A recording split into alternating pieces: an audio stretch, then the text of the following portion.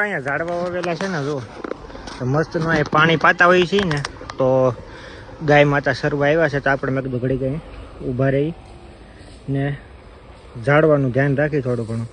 જો કે તમારે ત્યાં ગા હોય કોઈ, આ તો પાળતું ગાય છે, પણ જે રેડ હેર ગા હોય કે ગમે હોય તો તમારા આંગણામાં આવે તો એને રોટલી બોટલી નાખજો, સારો નાખજો અને શક્તિ એવી ભક્તિ કરજો.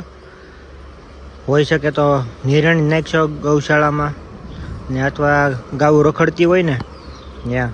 જોકે ગાઉ માટે ઘણું મને કરવાનું મન થાય છે કે ભાઈ રખડતી રઝળતી રહેવા નથી દેવાની ગાઉને અને સેવા કરવાનું. જોકે અત્યારે હું ખુદ મિડલ ક્લાસ ફેમિલીમાંથી છું, તો અત્યારે કંઈ ભેગું થાય એમ કંઈ છે નહીં, પણ જેથી ઉપરવાળો દે તેથી કંઈક કરશું આપણે.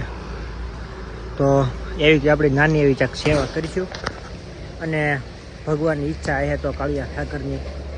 તો સારું, અત્યારે જો સરે છે અહીંયા ગાય માતા, સરવા દઈ. થોડુંક ઝાડવાનું ધ્યાન રાખી કે આપણે ઝાડવા ઉજરે ને ભાઈ. જો આ આંબો ને બધું છે, નાળિયેરી છે, અહીંયા એક લીમડો છે. આ રીતનું શું છે, ઉજરી જાય ને ભાઈ તો હું મસ્તીનો સાયો થઈ જાય ને ભવિષ્યમાં કાંઈ વાંધો ન આવે.